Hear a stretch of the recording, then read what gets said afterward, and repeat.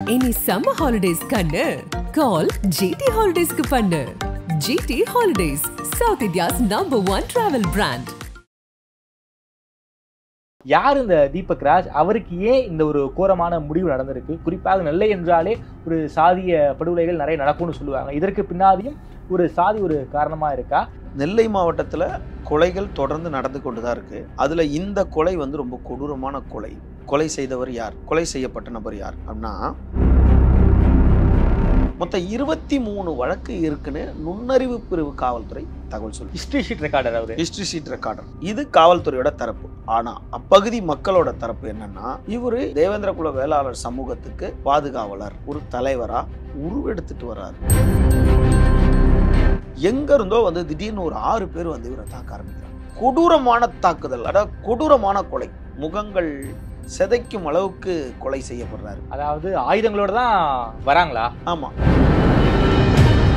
6 பேர் சம்பவம் செய்யறாங்க, 9 பேர் நின்றுகிட்டு இருக்காங்க தூரத்துல. இந்த 6 பேர்கிட்ட மிஸ் ஆகி இப்படி ஓடியா இந்த 3 பேர் வெட்டுற மாதிரி, இப்படி ஓடியா இந்த 3 பேர் சேர்ந்து வெட்டுற மாதிரி, இப்படி ஓடியா இந்த 3 பேர் சேர்ந்து வெட்டுற மாதிரி. ஸ்கெட்ச் பக்காவா போட்டுருக்காங்க. ஸ்கெட்ச் பக்காவா. 6 பேர்கிட்ட இருந்து தப்பிச்சிட்டாங்கன்னா எந்த பக்கம் ஓடினாலும் 3 பேர் அட்டாக் பண்ண தயாரா இருக்காங்க. அப்போ இதுதான் அவங்களோட பிளான். தீபக் ராஜனுக்கு யார் எதிரி அப்படின்னு லிஸ்ட் எடுத்தா, போராளிக்கு ஒருத்தனை நோக்கி பாய்வான், இல்லை 2 பேரை நோக்கி 2 எதிரி இருப்பான். இவன் பல இடத்துல எதிரின்னும் போது யாரு வந்து போட்டாங்கன்னு ஊரே தெரியும். ஆனா காவல்துறை அந்த மாதிரி யோசனை பண்ண முடியாதுல்ல. மதுரம் டு நத்தம் சாலையில வந்து ஒரு தனிப்படை போலீஸார்கிட்ட 5 பேர் சரணடைகிறாங்க. அப்போ அவங்க கிட்ட இருந்து உண்மை வெளிவருது. என்னன்னா, 20 லட்சம் ரூபாய் பேரம் பேசுவோம், 12 லட்சம் ரூபாய் வாங்கிட்டோம், நாங்க பண்ணிட்டோம் அப்படின்றாங்க. யார் பண்ண சொன்னாங்கன்னா, எல்லா கொலைக்கும் காரணம் ஒரு விஷயம் இருக்கும். இங்க ஒரு சின்ன விஷயம் தான், அல்பத்தனமா. இந்த மெட்ராஸ்ல யாரா சொல்ல முடியுமா? சொல்ல முடியாது. யாரும் சென்னையில் யாரும் சொல்ல முடியாது. நெல்லைனா நாங்க தான், அது நீங்களா நாங்களா அவங்களா. இந்த போராட்டத்தில் ஃபர்ஸ்ட் அவனை போட்டுருக்கோம். நாங்க தானே இங்க வலுவா இருக்கோம், மெஜாரிட்டியை பணம் வச்சிருக்கோம். நீங்க எப்படி வளரலாம்? ஆனா முக்கிய குற்றவாளியே வந்து அந்த விசாரணையில் இருக்கனால காவல்துறை இன்னும் சொல்லாம இருக்கு. முக்கிய குற்றவாளி மாற்று சமூகத்தை சார்ந்தவர்களா தான் இருப்பாங்க, இது உறுதி. அவங்களை போலீஸ் பிடிப்பாங்களா? மாட்டாங்க. கண்டிப்பா போலீஸ் பிடிச்சிருவாங்க. தமிழின் மிக முக்கியமான செய்திகளையும் அரசியல் நிகழ்வுகளையும் உடனுக்குடன் தெரிந்து கொள்ள ஆதன் செயலியை டவுன்லோட் செய்யுங்கள். டவுன்லோட் செய்வதற்கான லிங்க் டிஸ்கிரிப்ஷனில் உள்ளது. ஆதன் தமிழர்களுக்கு அன்பு வணக்கம். இன்று நம்மோடு பத்திரிகையாளர் திருமிகு விமலேஸ்வரன் அவர்கள் உள்ளார். வணக்கம் விமல் சார். வணக்கம் சார். நெல்லையில் ஒரு கொடூரமான கொலை சம்பவம் நடந்திருக்கு. அந்த கொலை செய்யப்பட்டவர் பேரு தீபக் ராஜ். அவர் ஒரு சரித்திர பதிவேடு குற்றவாளின்னு அங்கே உள்ள பத்திரிகையாளர்கள்லாம் சொல்கிறாங்க. அவரும் பல சம்பவங்கள்லாம் பண்ணியிருக்காருன்னு சொல்கிறாங்க. அவர் ஒரு ஹோட்டலுக்கு முன்னாடி தன் காதலிக்கு முன்பே ஒரு படுகொலை செய்யப்பட்டிருக்காங்க. படுகொலை அந்த வீடியோவை பார்க்கும்போது நமக்கே வந்து ஈரக்குலையே நடுங்குது. ஒரு 6 பேர் சுற்றி வளைச்சு முகத்தையெல்லாம் சிதைச்சு ரொம்ப ஒரு கோரமான படுகொலை செஞ்சுட்டு ஈஸியாகவும் தப்பிச்சிடுறாங்க, காரில் தப்பிச்சிடுறாங்க. யார் இந்த தீபக் ராஜ்? அவருக்கு ஏன் இந்த ஒரு கோரமான முடிவு நடந்திருக்கு? குறிப்பாக நெல்லை என்றாலே ஒரு சாதிய படுகொலைகள் நிறைய நடக்கும்னு சொல்லுவாங்க. இதற்கு பின்னாடியும் ஒரு சாதி ஒரு காரணமா இருக்கா? ஏன் இந்த தீபக் ராஜ் ரொம்ப கொடூரமான முறையில் கொலை செய்யப்பட்டார்? இந்த பின்னணி எங்களுக்காக சொல்லுங்க சார். நெல்லை மாவட்டத்தில் கொலைகள் தொடர்ந்து நடந்து கொண்டு தான் இருக்கு. அதுல இந்த கொலை வந்து ரொம்ப கொடூரமான கொலை. யார் கொலை செய்தவர் யார்? கொலை செய்யப்பட்ட நபர் யார் அப்படின்னா, நெல்லை மாவட்டம் பாளையங்கோட்டையை அடுத்த மூன்றடைப்புன்னு ஒரு இடம். மூன்றடைப்பு பக்கத்தில் வாகைக்குளம்னு ஒரு ஊர் இருக்கு. இந்த வாகைக்குளத்தை சேர்ந்தவர் தான் சிவகுருநாதன். சிவகுருநாதனோட மகன் தான் தீபக் ராஜன். இந்த 32 வயசு தீபக் ராஜன் அவர் வந்து பசுபதி பாண்டியன், மறைந்த பசுபதி பாண்டியனோட ஆதரவாளர். மறைந்த பசுபதி பாண்டியனோட ஆதரவாளர்னாவே அந்த பாண்டியன்ற பேரை சேர்த்துப்பாங்க. அப்போ இவர் தீபக் ராஜன்றதை தீபக் பாண்டியன் அப்படின்னு அங்கே இருக்கவங்கெல்லாம் கேட்டாங்க. இவர் வந்து ஒரு பிகாம் படித்துட்டு ஒரு பிஎல் படித்திருக்க ஒரு பட்டதாரி. தேவேந்திர குல வேளாளர் சமூகத்தை சேர்ந்த நபர் இவர். இவர் வந்து மூன்றடைப்பு காவல் நிலையத்தில் இவர் மேலே சரித்திர பதிவேட்டு குற்றவாளி லிஸ்ட்டில் இருக்கிற ஒரு நபர்.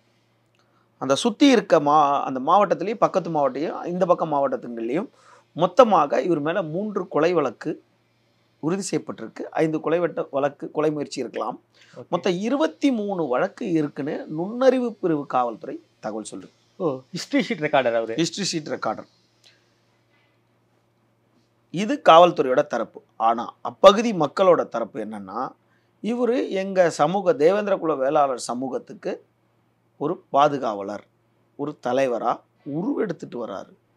அடுத்து இவர் தலைவராக வந்துடுவார், எங்களுக்கு இவர் தான் அப்படின்ற மாதிரி அவரை அந்த பகுதியில் இருக்க நபர்கள் அவரை உருவாக்குறாங்க, சித்தரித்து வச்சிருக்காங்க. அவரும் தன்னுடைய பேச்சுக்கள், மேடை பேச்சுக்கள்லையும் அங்கங்கே அதன் வெளிப்பாடு பார்த்தீங்கன்னா, ஒரு பெரும்பாலான ரவுடிகளுக்கு வந்து பேச தெரியாது. ரவுடிகளுக்கு பேச தெரியாது, போராளிகளுக்கு தான் பேச தெரியும். ரவுடிகளுக்கு பேச தெரியாது. ஆனால் இவர் செய்ததெல்லாம் வந்து இந்த குற்றப்பின்னணி உள்ள வேலையாக இருந்தாலும் இவரோட பேச்சு பார்த்தீங்கன்னா சமுதாயத்தை சார்ந்து தான் இருக்குது. இவர் பேசும்போது எப்படி சொல்கிறாரு, டே யாருமே நம்ம ஆளுங்களை எல்லாரும், அந்த அசுரன் படத்தில் கடைசியாக ஒரு டைலாக் சொல்லுவார் தனுஷ் தன்னோட மகனை பார்த்து, அது இருந்தால் எடுத்துப்பான், சொத்துன்னா பிடிங்கிப்பான், படிக்கன்னா படிச்சுக்கோ அப்படின்ற மாதிரி இவர் அந்த டைலாக் தான் சொல்கிறார். எப்படின்னா, யாரும் குடிக்காதீங்க, மதுக்கு அடிமை ஆகாதீங்க, படிங்க, சட்டத்தை தெரிஞ்சு வச்சுங்க. இதுதான் இவருடைய பேச்சுக்கள் வழக்கமாக இருக்குது. 23 வழக்கு இருக்குது. இவரும் அந்த ஊரில் வந்து எப்பயுமே ஒரு கேங்கோட, ஒரு பாதுகாவலரோட, இவர் ஒரு ஸ்பெஷல் டீமோட சுற்றுற நபர் தான். ஆனால் இவரோட பேர் என்ன, தீபக் பாண்டியன், பசுபதி பாண்டியனோட ஆதரவாளர். பசுபதி பாண்டியனுக்கு யார் எதிரி, பண்ணையார் குரூப். இந்த பண்ணையார் குரூப்புக்கும் பசுபதி பாண்டியனுக்கும் குரூப்புக்கும் வகைராக்கும் என்னென்ன, இது நம்ம இந்த நேர்காணல் பத்தாது, உலகத்துக்கே தெரியும் இவங்க 2 பேருக்குள்ள என்ன பகை. 35 வருடங்களில் 50 மரணங்கள் நிகழ்ந்திருக்கு, 35 கொலைகளுக்கு மேற்பட்ட கொலைகள் தொடர்ந்துக்கிட்டே வருது. அந்த பக்கமும் இந்த பக்கமும் இந்த பக்கம் இந்த கொலைகள் நின்ற மாறி மாறி வருஷத்துக்கு ஒரு கொலை, வருஷத்துக்கு 2 கொலை, 2 வருஷத்துக்கு 3 கொலை, இப்படிலாம் இருந்துகிட்டு இருக்கு. இப்போ 20ஆம் தேதி அன்றைக்கு காலையில் இந்த கொலை செய்யப்பட்டு இறந்த தீபக் ராஜன் வந்து தன்னுடைய எப்பயுமே பாதுகாவலரோட பயணம் செய்கிற நபர் வந்து கார் எடுத்துக்கிட்டு, அவர் ஒரு ஷிஃப்ட் கார் வச்சுருக்காரு, அந்த கார் எடுத்துக்கிட்டு இவரோட கட்டிக்க போகிற பெண்ணை வந்து அவங்க வீட்டுக்கு போய் கூப்பிட்றாரு. அவங்க வீட்டில் இவருக்கு கட்டி கொடுக்கறதுக்கு உடன்பாடு இல்லை, ஆனால் இவங்க 2 பேரும் காதலிக்கிறாங்க, வேறு வழி இல்லை அப்படின்ற நிலையில் அவங்கள போய் கூப்பிட்றாரு. கூப்பிட்டுட்டு ஒரு நிகழ்ச்சிக்கு போகிறார், ஃபங்க்ஷனுக்கு போகிறார். அந்த ஃபங்க்ஷனுக்கு போயிட்டு கார்லேயே இருக்கிறாரு. இந்த பொண்ணு தான் ஃபங்க்ஷனுக்கு போயிட்டு வருது. போயிட்டு காலையில் வந்த உடனே நேராக கொண்டு போயிட்டு கல்லூரியில் விட்டுறாரு. சட்டக்கல்லூரியில் அவங்க படிக்கிறாங்க. அவங்க யார் சட்டக்கல்லூரியில் சேர்த்தாங்கன்றதை நான் உங்களுக்கு பின்னால் சொல்கிறேன். இந்த சட்டக்கல்லூரியில் அவங்க அன்றைக்கி ஒரு முக்கியமான செஷன்ஸ் இருக்குது, போய் தான் ஆகணும், லீவ் போட முடியாதுன்னு இவர் 3 மணி நேரம் காரை விட்டு இறங்காமல் கல்லூரியிலே இருக்கிறாரு. அவங்க போயிட்டு 1 மணிக்கு கல்லூரி முடிச்சுட்டு வெளியே வராங்க. வரும்போது அவங்களுடைய தோழிகள் 2 பேரை கூட்டிகிட்டு வராங்க. அந்த 2 தோழிகள் மாற்று சமூகத்தை சேர்ந்தவங்க. அவங்கள கூட்டிகிட்டு வராங்க. வந்த உடனே இவர் என்ன பண்ணுறாரு, வாங்க எல்லாம் சாப்பிட போகலான்னு சொல்லிட்டு, இப்போ என்னோட ஃப்ரெண்டோட கட்டிக்க போகிற மாப்பிள்ளை வந்திருக்காரு, அப்போ நம்ம கூட போகிறோம், இது எல்லாரும் இயற்கை தானே, அவங்க ஃப்ரெண்டு. ஆனால் இதில் நம்ம ஒரு சின்ன விஷயம் புரிஞ்சிக்க வேண்டியது என்னன்னா, அந்த கல்லூரியில் படிக்கிற பெண்களுக்கு அந்த ஜாதி உணர்வு இல்லை, இவருக்கும் அந்த உணர்வு இல்லை. இல்லைன்னா இவர் இவங்க கூப்பிட்டு அவங்க சாப்பிட வந்திருக்காங்க. ஹோட்டலில் எங்கே போகிறாங்க, கல்லூரி சட்டக்கல்லூரியிலேருந்து அப்படியே பக்கத்துலேயே, சட்டக்கல்லூரிக்கு ஏற்ற மாதிரி சம்பவம் தான், நியர்பை தான், கேடிசி ரவுண்டானான்னு இருக்கு அந்த பாளையங்கோட்டை. ஆமாம், பாளையங்கோட்டை கேடிசி ரவுண்டானா. அந்த ரவுண்டானாக்கு ஏற்ற மாதிரி வைர மாளிகைன்னு ஒரு ரெஸ்டாரண்ட் இருக்குது. அங்கே எப்பயுமே 200 பேர் குறையாமல் இருப்பாங்க. அது பரபரப்பான ஏரியா, அது உங்களுக்கு தெரியும், பரபரப்பான ஜங்ஷன்லேருந்து நெல்லைக்கு அடுத்து அந்த ஜங்ஷனை கிடக்காம தான் நீங்கள் அப்படி போக முடியாது. ஒன்று அந்த வைர மாளிகைக்கு போயிருக்காரு. கரெக்டாக கல்லூரியில் 1 மணிக்கு முடிஞ்சு வந்தாங்கன்னா ஒரு 1:30 1:45 அங்கே வந்துட்டார். வந்து நேராக போய் சாப்பிட போகிறாங்க. சாப்பிட்றாங்க. சாப்பிட்டுட்டு வெளியே வராரு. வெளியே வரும்போது இவர் என்ன சொல்கிறார், நீங்கள் வெயிட் பண்ணுங்கள், நான் போய் காரை எடுத்து இப்படி கொண்டு வந்துடுறேன், நீங்கள் வந்து காரில் ஏறுங்கன்ட்டு போய் காரை எடுக்கிறார். காரை எடுத்து இவர் உள்ளே போகும்போது அப்படியே நேராக பார்க் பண்ணிட்டு போயிடுறாரு. வரும்போது நிறைய பார்க்கிங் ஆகிடுது. அப்போ அந்த ஸ்ட்ரகிள் பண்ணி எடுக்கும்போது எங்கே இருந்தோ வந்து திடீர்னு ஒரு 6 பேர் வந்து இவரை தாக்க ஆரம்பிக்கிறாங்க. 6 பேர் தாக்குறாங்க. தாக்கிக்கிட்டே இருக்கிறாங்க. இவர் இறங்கி ஹோட்டலை நோக்கி திரும்ப ஓடுறாரு. ஹோட்டலை நோக்கி ஓடும்போது அங்கே ஒரு பைக்கில் தட்டி கீழே வந்துடுறாரு. கீழே வந்தோன்னா கொடூரமான தாக்குதல், அதாவது கொடூரமான கொலை, முகங்கள் சிதைக்கும் அளவுக்கு கொலை செய்யப்படுறாரு. அதாவது ஆயுதங்களோட தான் வராங்களா? ஆமாம், ஆயுதங்களோட தான் வராங்க. வந்து எங்கேருந்து அப்படியே திபுன்னு வந்து 6 பேர் வந்துடுறாங்க. வந்து கொலை செய்துட்டு நேராக போய் ஒரு காரில் ஏறுறாங்க. அந்த காரில் ஆல்ரெடி ஒரு டிரைவர் இருக்கார். ஓ. அப்போ 7 இவங்க 6 பேர் போய் காரில் உட்காராங்க. உட்காந்துட்டு வண்டியை எடுத்துகிட்டு போயிடுறாங்க. இது தெரிஞ்சோடனே இந்த கல்லூரி அந்த அந்த கூட வந்து அவங்க காதலிலாம் வந்து கத்தி, அவங்க கத்துற வீடியோலாம் நம்ம பார்த்துருப்போம். ரொம்ப கொடுமையாக கத்து, அந்த ஊருக்கு க்ரௌடு வந்துருச்சு, போலீஸ்லாம் பொட்டாஷ் வந்துருச்சு. கொஞ்சம் நேரத்தில் பப்ளிக்லாம் சேர்ந்தோன்னா அந்த ரத்த வெள்ளத்தில் முகங்கள் சிதைக்கப்பட்டிருக்கு. உடனே இந்த பெண்ணுக்கு வீட்டாரும் ஒருத்தர் வந்துடுறாரு, அவருக்கு தெரிஞ்சவர் யாரோ வந்தவங்களும் அவங்கள கட்டி பிடிச்சிட்டு கதறாங்க. ரொம்ப மோசமாக இருக்குது அந்த கதறலை பார்க்கும்போது. எல்லாரும் வந்துடுறாங்க. வந்தவுடனே இந்த வண்டி எப்படி போகுதுன்னு உடனே போலீஸ் வந்து ஆராயும் போது இந்த வாகனம் நேராக போய் திரும்பி கிராமங்கள் வழியாக போயிடுது, சிட்டிக்குள்ளே போகாமல். ஓகே. கிராமங்கள் வழியாக போயிடுது. மாட்டக்கூடாதுங்கிறதுக்காக கிராமங்கள் வழியாக போயிடுது. இந்த கிராமத்து வழியாக உடனே என்ன பண்ணுறாரு, துணை கமிஷனர் ஆதர்ஷ் இருக்கார், அவர் வந்து உடனே மீட்டிங் போட்டு 6 தனிப்படை அமைக்கிறார். 6 தனிப்படை அமைச்சு ஒவ்வொரு தனிப்படையும் வேறு வேறு ஆங்கிளில் போகிறாங்க. அப்போ அங்கே இருக்க சிசிடிவி இருக்கா. இப்போ தனிப்படைனா ஒன்று சிசிடிவி வாட்ச் பண்ணும், இன்னொன்று எந்த ரூட்டு போகும், இன்னொன்று அங்கே இருக்க ஃப்ரீக்வன்சி பார்க்கும், இன்னொன்று அது போலீஸோட ரூட்டு அவங்க எப்படி கொடுக்குறாங்களோ ஸ்கெட்சு. அப்போ பார்க்கும்போது தான் 6 பேர் சம்பவம் செய்கிறாங்க, 9 பேர் நின்றுக்கிட்டு இருக்காங்க தூரத்தில். 3 பேராக 3 பேர் பிரிஞ்சு நிற்கிறாங்க. ஓகே. 6 பேர் சம்பவம் பண்ணிக்கிட்டு இருக்காங்க, இந்த பக்கம் 9 பேர் பார்க்குறாங்க. ஓகே. அவங்க ஆட்கள் ஏன்னா இந்த 6 பேர் இந்த 6 பேர்கிட்ட மிஸ் ஆகி இப்படி ஓடியா இந்த 3 பேர் வெட்டுற மாதிரி, இப்படி ஓடியா இந்த 3 பேர் சேர்ந்து வெட்டுற மாதிரி, இப்படி ஓடியா இந்த 3 பேர் சேர்ந்து வெட்டுற மாதிரி. ஸ்கெட்ச் பக்காவா போட்டுருக்காங்க. ஸ்கெட்ச் பக்காவா 6 பேர் கிட்ட இருந்து தப்பிச்சிட்டாங்கன்னா எந்த பக்கம் ஓடினாலும் 3 பேர் அட்டாக் பண்ண தயாரா இருக்காங்க. அப்போ இதுதான் அவங்களோட பிளான். ஓகே. சிசிடிவிங்கள ஒண்ணே காட்சிப்படுத்த கிட்டத்தட்ட 15 பேர் பிளஸ் ஒரு ஆள் டிரைவர், மொத்தம் 16 பேர் ஈடுபட்டிருக்காங்க இந்த சம்பவத்துல. ஆமா 16 பேர் ஈடுபட்டிருக்காங்க. உடனே எந்தெந்த வழியா போட்டிருக்காங்கன்னு பார்த்தா தனிப்படை போலீஸார் கிராமங்கள் வழியா போலீஸ் போயிருக்காங்க. அப்ப கிராமங்கள் தோறும் போலீஸ் விசாரணை பண்றாங்க. விசாரணை பண்ண உடனே ஒரு லிஸ்ட் எடுக்கிறாங்க. தீபக் ராஜனுக்கு யார் எதிரி அப்படின்னு லிஸ்ட் எடுத்தா போராளிக்கு ஒருத்தனை நோக்கி பாய்வான், இல்லை 2 பேரை நோக்கி 2 எதிரி இருப்பான். இவன் பல இடத்துல எதிரின்னும் போது யாரு வந்து போட்டாங்கன்னு ஊரே தெரியும், யாரு போட்டாங்கன்னு. ஆனால் காவல்துறை அந்த மாதிரி யோசனை பண்ண முடியாதுல்ல. இப்போ உங்களுக்கு எனக்கு எதிரி அப்படின்னா அவர் என்ன நினைப்பாரு, இவருக்கு எதனா ஒன்று அவர் தான் எதனா பண்ணியிருப்பாருன்னு நினைப்பாரு. இப்படி தான் கிராமங்கள் நினைச்சாலும் இங்கே சமூகம் இருக்குது, ஆனால் இந்த கொலைக்கு பின்னாடி சமூகம் இருக்கா அப்படின்றது தான் காவல்துறை பகிரங்கமாக வெளிப்படுத்துவாங்க. உடனே ஒவ்வொரு தலைகளாக கூப்பிட்டு விசாரிக்கிறாங்க. அதாவது பெரிய தலைகள், இவருக்கு எதிரான பெரிய தலைகளை கூப்பிட்டு நீங்கள் பண்ணீங்களான்னு குறிப்பிட்ட தலைகளை எல்லாத்தையும் விசாரிக்கிறாங்க. விசாரிக்கும் போது அதில் ஒரு தலை வந்து சொல்லிடுது, அந்த பசங்க சரணடைய போகிறாங்க. ஓகே. உங்ககிட்ட போலீஸ்கிட்டே சரணடைந்துருவாங்க, கோர்ட்டுக்கு போக மாட்டாங்க.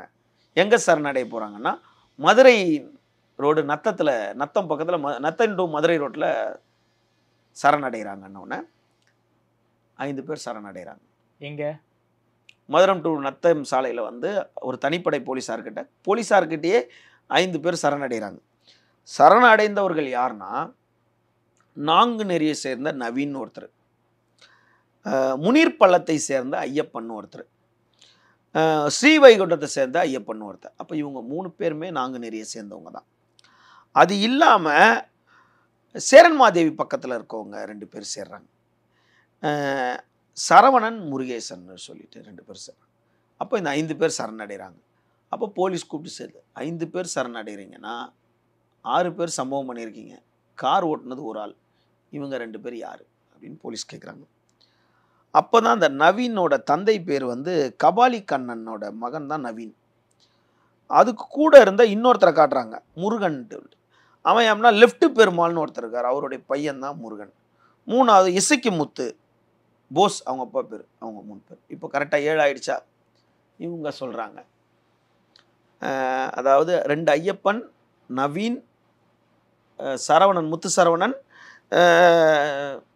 முருகேசன், அதுக்கப்புறம் முருகன், இசைக்கு முத்து, இவங்க செய்திருக்காங்க.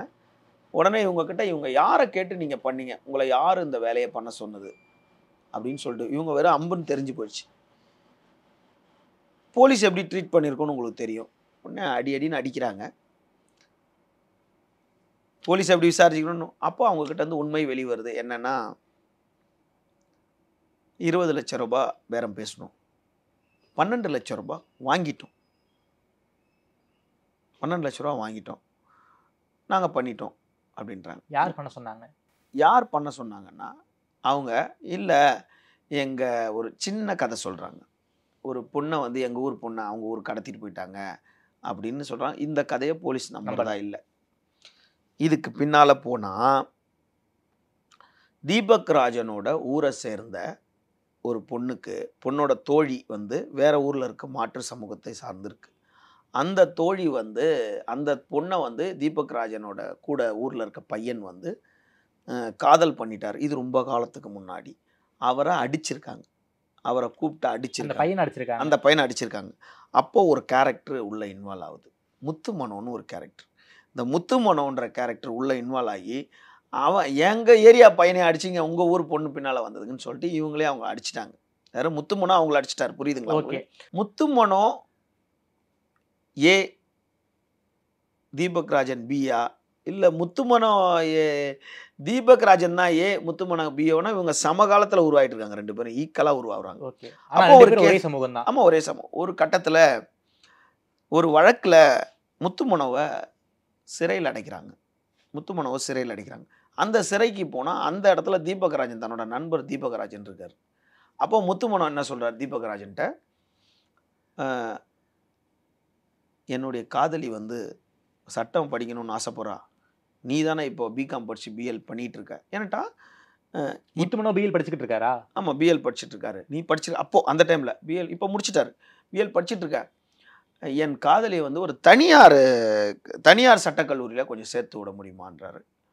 அப்படியா, நான் சேர்த்து விட்றேன்னு சொல்லிட்டு இவர் வெளியே வந்து அந்த பொண்ணை வந்து தன்னோட நண்பன் கட்டிக்க போகிற பொண்ணை சட்டக்கல்லூரியில் சேர்த்து விட்டுட்டார், தனியார் சட்டக்கல்லூரியில்.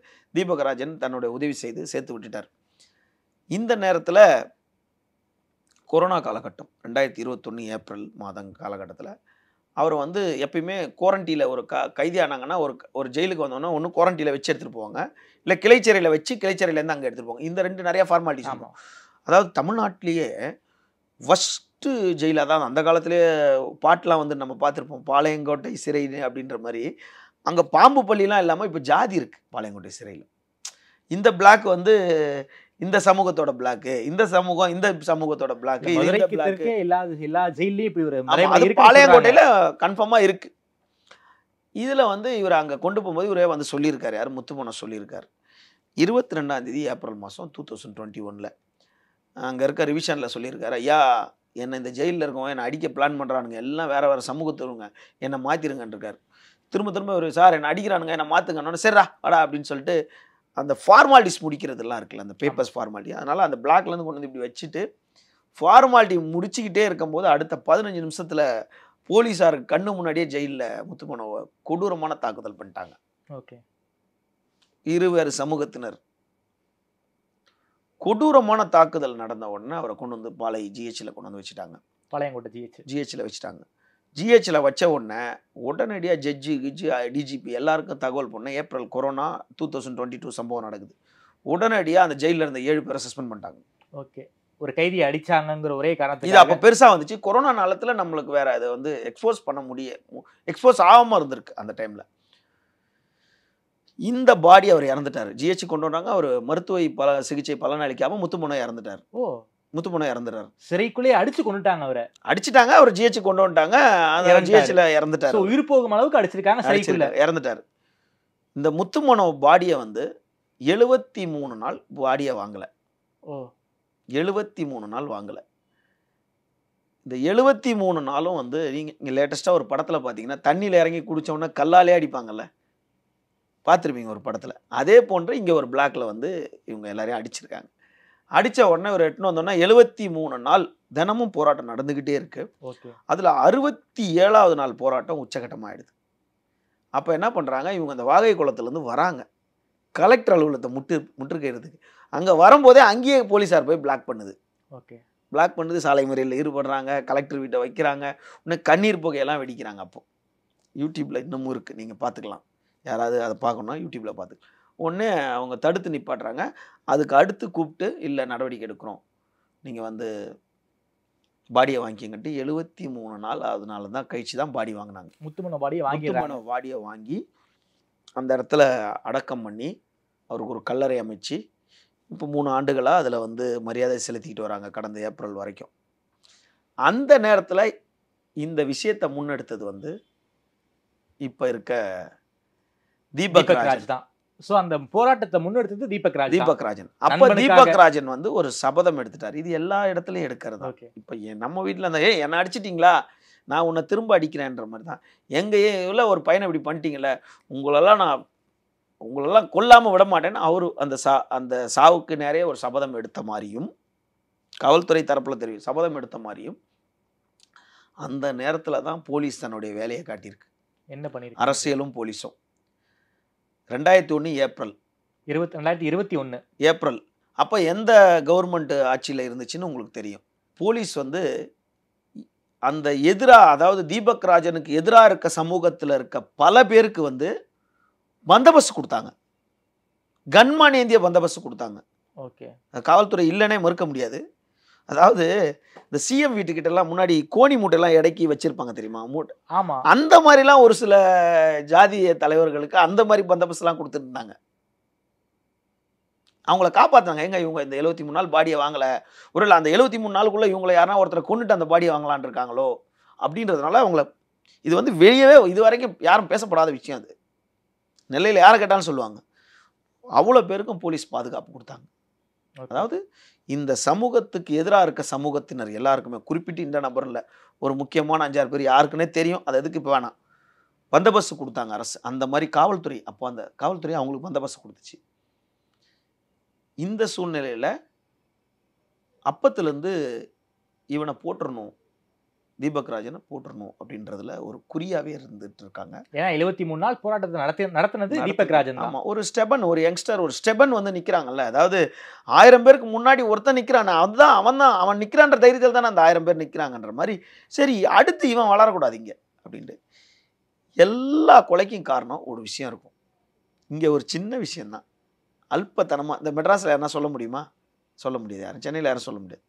நெல்லைனா நாங்கள் தான், அது நீங்களா நாங்களா அவங்களா?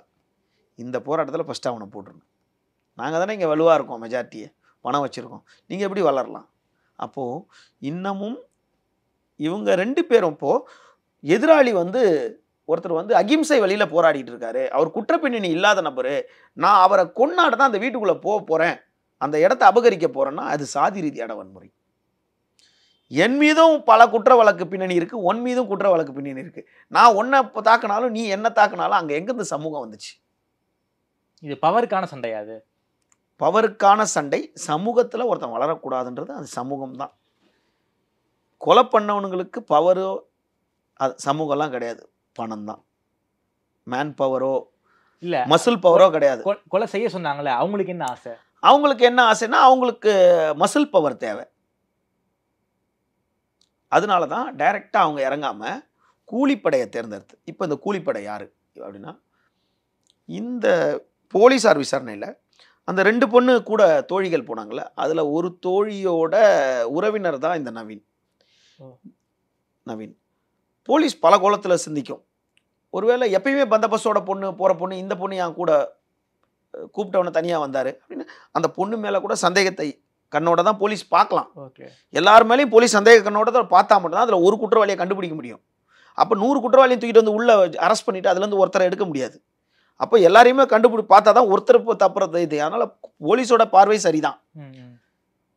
இந்த நவீன் யார் அப்படின்னா, ஆகஸ்ட் மாதம் 18ஆம் தேதியோ 20ஆம் தேதி சம்திங், ஆகஸ்ட் மாதம் 2023 சென்னையில் ஒரு பிரபல ரவுடி ஆற்காடு சுரேஷ். இந்த ஆற்காடு சுரேஷ் வந்து பழைய கேஸில் வந்து கோர்ட்டுக்கு போயிட்டு அவருடைய நண்பர், அவரோட சிஷியன், அவர் டிரைவரு, இன்னொரு வக்கீல் 4 பேரோட வந்து கோர்ட்டு முடிச்சுட்டு அவர் பீச்சில் பட்டினப்பாக்கத்தில் வந்து சீ ஃபுட் அங்கே சாப்பிட்டுட்டு அங்கே கை கழுவுறாரு. கை கழுவி முடிஞ்சவொடனே அவரை கொடூரமாக தாக்குறாங்க. அந்த கொலையில் சம்மந்தப்பட்ட ஒரு குற்றவாளி தான் அதாவது முக்கிய குற்றவாளி தான் நவீன். அப்போது ஆகஸ்ட் மாதம் 18ஆம் தேதி நவீன் இங்கே கொண்டுபிட்டு அப்படின்னு ஒரு தகவல் போலீஸ் சொல்கிறாங்க, அது உறுதி செய்யப்பட்டது தான். அப்போ ஆகஸ்ட் 18 இங்கே நவீன் கொண்டு இருந்தாருன்னா அவர் குண்டாஸ் போட்டிருப்பாங்க. ஆமாம். அப்போ ஆகஸ்ட் 18 மறுநாள் 19 சரண்டர் ஆகிட்டானுங்க. செப்டம்பர், அக்டோபர், நவம்பர், டிசம்பர், ஜனவரி, பிப்ரவரி, மார்ச், ஏப்ரல், மே 9 மாதம் 8 மாதம். அப்போ குண்டாஸை உடைச்சிட்டு வந்து அந்த 8வது மாதத்தில் இன்னொரு கொலைக்கு பிளான் பண்ணிட்டாப்புல. ஓ நவீன். அப்போ நவீனை பொறுத்தளவுக்கு சமூகமோ எதுவுமே கிடையாது, பணம் தான் முக்கியம். கூலிப்படை. நவீன் கூலிப்படை. நவீன் வந்து இவங்க எல்லாருமே கூலிப்படை தான். கூலிப்படைனா கூலிப்படைக்கு என்னன்னா, உனக்கு வெட்டுறதுக்கு 10 லட்சம், எங்களை காட்டி கொடுக்காம இருக்கிறதுக்கு 10 லட்சம். அப்போ வேற ஒரு காரணத்தை வச்சுக்கோ. இங்கே லேட்டஸ்டாக சொன்னாங்க தெரியுமா, பெரியபாளையத்தில் கொலை பண்ணோன்னே அது ஏதோ என் வீட்டு ஒருத்தன் நடுவில் உள்ள பூந்தான் தெரியும்ல, நடுவில் உள்ள பூந்து எங்கள் சொந்தக்கார பொண்ணு அவன் கட்டிக்கிறேன்னு சொல்லி ஏமாத்திட்டான், அதனால தான் வெட்டிட்டான்னு. அதுக்கு வெட்டினதுக்கு எதுக்கு பாடியை கொண்டு வந்து நடு ரோட்டில் போட்டிருக்கணும்? ஒரு பையன் திடீர்னு என்டர்ஃபியர் ஆனா பார்த்தீங்களா, அந்த பெரியபாளையம் பக்கத்தில் இதில் நடந்த கொலையில், பொன்னேரியில் நடந்த கொலை. அந்த மாதிரி இவங்க வேற ஏதோ ஒரு காரணத்தை வச்சாங்க. அந்த காரணத்தை நம்புறதுக்கு காவல்துறை தயாராக இல்லை. அப்போ இவங்களை இன்வெஸ்டிகேட் பண்ணிக்கிட்டே இருக்கும்போது இவங்களுக்கு பின்னாடி எங்கெங்கே போகிறாங்க, இது எல்லாத்தையும் இங்கே பார்க்கும்போது முக்கியமான இவங்களுக்கு இன்ஸ்ட்ரக்ஷன் கொடுத்த குற்றவாளி யாருன்னு கண்டுபிடிச்சிட்டாங்க போலீஸ். ராமையான்பட்டின்னு ஒன்று இருக்குது, அது பக்கத்தில் வேப்பங்குளம்னு ஒன்று இருக்குது. இந்த வேப்பங்குளத்தை சார்ந்த ஒரு நபர் தான் இவங்களுக்கு இன்ஸ்ட்ரக்ஷன் கொடுத்துருக்காரு. தீபக் ராஜுக்கும் அவருக்கும் என்ன மோட்டிவ் இருக்குது? இப்போது நீங்கள் உதாரணம் சொல்லணும்னா, மடிப்பாக்கம் செல்வத்தை கொலை பண்ணுறாங்க, முத்துசரணன் தான் போடுறாரு. அது எப்படி தெரியும் எல்லாருக்கும்? 3 மாதம் பொறுத்து தெரியும், 58 நாள் 60 நாள் பொறுத்து தெரியும். போட்டவங்க 7 பேரையும் 40 நாள் பொறுத்து பிடிக்கிறாங்க. அவர் ஒருத்தரை கை காட்டுறாரு, அவரை போய் பிடிக்கிறாங்க. அவர் என்னன்னு தெரியல, எனக்கு இவன் சொன்னதான் போட்டான். அப்போ இங்கே நடந்ததுல இவ்வளோ பெரிய ரொட்டேஷன் இருக்க மாதிரி அவங்க யூஸ் பண்ணிக்கிட்டாங்க. ஆமாம், அவங்க யூஸ் பண்ணாங்க. முத்துசரணன் அவங்கள யூஸ் பண்ணிட்டாரு. புரியுதுங்களா? இப்போ அதே மாதிரி தான் வந்து இந்த பசங்களுக்கு இன்ஸ்ட்ரக்ஷன் யார் கொடுத்தாதுன்னா, ராமையான்பட்டி இருக்க வேப்பங்குளத்தை சார்ந்தவர்னு ஒரு உறுதிப்படுத்த முடியாத தகவல் தான் காவல்துறை தரப்பில் சொல்லிக்கிட்டு இருக்கு. இப்போ நான் சொன்னது எல்லாமே காவல்துறை தரப்பில் சொன்னால், இது வந்து உறுதிப்படுத்தாத தகவல். ஆனால் காவல்துறை இந்த வாகனத்தை சோதனை பண்ணி பார்க்குது, அந்த நம்பரை வச்சு சோதனை பண்ணி பார்க்கும்போது அப்படிப்பட்ட காரே கிடையாது, ஃபேக் நம்பர்னு தெரிஞ்சிடுச்சு. அப்போ இந்த கார் எங்கே இருக்குது அப்படின்னு பார்க்கும்போது, இந்த கார் எங்கெங்கே ட்ரேஸார் போயிருக்கு இந்த கார் அப்படின்னு செக் பண்ணும்போது, அங்கேருந்து தப்பிச்சு நேர செங்கல்பட்டு வந்துருச்சு கார். செங்கல்பட்டு வரைக்கும் வந்துட்டு, செங்கல்பட்டில் எங்கேருந்தோ ஆள் கட்டு பிரிஞ்சுட்டாங்க. பைக்கில் பிரிஞ்சிருக்கலாம், காரில் பிரிஞ்சிருக்கலாம். அக்யூஸ்டு சென்னையில் இருக்கான். இப்போ அக்யூஸ்டு சென்னையில் இருக்கான். அஃபண்டர் பண்ண சொன்னவங்க எங்கே இருக்காங்கன்றத அவனை பிடிச்சதுக்கு அப்புறம் தான் இன்னும் வரையும் காவல்துறை அப்படியே அந்த கோணத்திலேயே போயிட்டே இருக்கு. இதுக்கு இந்த நடுவில் திடீர்னு ஒரு ஆடியோ ஒரு வாரம் முன்னாடி வருது. இந்த ஆடியோ வந்து 25 அவர் கொலை பண்ணுறதுக்கு முன்னாடி ஒரு ஆடியோ வருது. ஒரு பெண் வாட்ஸ்அப்பில் ஒரு ஆடியோ வெளியிடுது. என்னுடைய முன்னாள் காதலர், திருநெல்வேலி பிரபல ரவுடி பிளாக் ஜாக்குவார் ஜாக்கப், ஒரு பேர் பிளாக் ஜாக்குவார் ஜாக்கப்போட நான் முன்னாடி அவரை தான் லவ் பண்ணிட்டு இருந்தேன். அவர் வந்து தன்னுடைய வளர்ச்சிக்காக மாற்று சமூகத்தை சேர்ந்த 4 பேரை கொலை திட்டம் பண்ணியிருக்காரு. அதில் முதல் கொலை பண்ண போகிறது தீபக் ராஜை. 2வது வந்து இன்னொரு 3 பேர் அவங்க பதிவு சொல்கிறாங்க, ஆடியோவில் சொல்கிறாங்க. அது காவல்துறை அந்த 3 பேர் பேரை சொல்லலை. இந்த பொண்ணு என்ன பண்ணுது, இது பத்தாதுன்னு சொல்லிட்டு காவல்துறை எல்லாம் சரியான ஆள்கிட்ட போச்சுன்னா போவோம், அவங்களுக்கு சார்ந்தவங்க கிட்ட போச்சுன்னா ஆஃப் ஆகிடும்ல. அதனால என்ன போடுறது, இது இன்ஸ்டாகிராம்லேயே போட்டுருச்சு. ஒரு 3 பேரை போட்டுருச்சு. அந்த உடனே இந்த அளவுக்கு வந்தவுடனே என்ன பண்ணுறாங்க, அந்த 3 பேரையும் அலர்ட் பண்ணுறாங்க. அலர்ட் பண்ண உடனே தீபக் ராஜனையும் அலர்ட் பண்ணுறாங்க. தீபக் ராஜ் என்ன பண்ணுறாரு, கன் எடுத்துகிட்டு வர்றாரு கூட. இந்த எப்பயுமே பந்தோபஸ்தோட ஆள் போகிறவர் காதலி கூட போகும்போது சரி எதுக்கு பந்தோபஸ்துக்கு வேண்டாம், பாதுகாப்புக்கு வேணான்ட்டு கன் எடுத்துகிட்டு வர்றாரு. சாப்பிடும்போது எதுக்கு கன்னுன்னு காரில் வச்சுட்டு போயிட்டார். இப்போ சாப்பிடும்போது கன் எடுத்துகிட்டு போயிருந்தாருன்னா வெளியே வந்தோன்னா அட்லீஸ்ட் ஒருத்தனையாவது சுடுறதுக்கு முயற்சி பண்ணியிருப்பார். ஒருத்தனை சுட்டோம்னா 4 பேர் திருச்சி ஓடி இருப்பான். இப்போ அவர் கன்னு பயன் இல்லாமல் போயிருக்கு. இதுவும் காவல்துறை சொன்னதான். அவர் கன்னு வந்து எடுத்துகிட்டு போகிற காருக்குள்ள கன் இருந்ததா? ஆமாம், கன் இருக்கு. காவல்துறை அதானே சொல்லுது, ஊடகங்கள்லேயும் அதான் வந்திருக்கு. இப்போ பிளாக் ஜாக்குவார் யார் அப்படின்னு பார்த்தா அவர் வந்து ராக்கெட் ராஜாவோட ஆதரவாளர் அப்படின்னு. ஆதரவாளர்ன்றதுனால ராக்கெட் ராஜா அதில் சம்மந்தப்பட்டார் சொல்ல முடியாது. இப்போ பண்ணவங்க வந்து வெங்கடேச பண்ணையார் அவங்க வகைரான்றதுனால அவங்க சொல்லி தான் பண்ணாங்கன்னு சொல்ல முடியாது. இவங்கெல்லாம் இப்போ பசுபதி பாண்டியனோட ஆதரவாளர் தான் இவர். அப்போ பசுபதி பாண்டியன் எத்தனை வருஷத்துக்கு முன்னாடி இறந்து போனார். இவர் இப்போ 2 கொலை செய்திருக்கார், 3 கொலை செய்திருக்கார். இது பசுபதி பாண்டியன் சொல்லி தான் செய்தாரா? ஆதரவாளர் தான். அவர் எப்பயோ இறந்துட்டார். குற்றப்பின்னணி இல்லாம ஒரு சமூக போராளியா 23 வழக்குல இருந்தா 2 வழக்கு இருந்து மீதி சேர்க்கப்பட்ட வழக்குன்னு அவங்க தரப்புல சொன்னாலும், காவல்துறை தரப்புல இல்ல அவரும் இந்த குற்றத்துல சம்பந்தப்பட்டிருக்காருன்னு சொன்னாலும், அவர் மேல 20க்கும் மேற்பட்ட வழக்கு 23 வழக்கு இருக்குன்றாங்க. ஆனா இது வந்து அவர் தனிப்பட்ட காரணங்களுக்காக பண்ணாரா, சமூகத்துக்காக பண்ணாரான்னா, அந்த சமூகம் அவருக்கு பின்னாடி அவங்களுக்கும் ஒரு யூடியூப் வச்சிருக்காங்க, எதிரணியும் ஒரு யூடியூப் வச்சிருக்காங்க. இந்த யூடியூப் டெய்லி சர்ச்சைகளை ஏற்படுத்திக்கிட்டு தான் இருக்கு. அவங்க ஊர்ல ஒருத்தர் யூடியூப் போட்டாங்கன்னா இவங்க ஒரு இப்போ ஒரு ஒரு ஒரு சில்லித்தனமான ஒரு காரணத்தை அவங்க சொல்றாங்க. கூலிப்படையினர் அவர் வந்து நாங்க தான் பெரிய ஆளுன்னு ஒரு வீடியோ போட்டார், அதனால கொன்னுட்டோம் அப்படின்ட்டு. அதனால அவன் 20 லட்ச ரூபா கொடுத்து கொள்வான். அப்போ உண்மையான குற்றவாளி வந்து பெரியாள், கொலை செய்ய சொன்னவர் பெரியாள், மெஜாரிட்டி உள்ள நபர். அவங்க பேரை இன்னும் ஸ்டேட்மெண்ட்டாக வாங்கலை.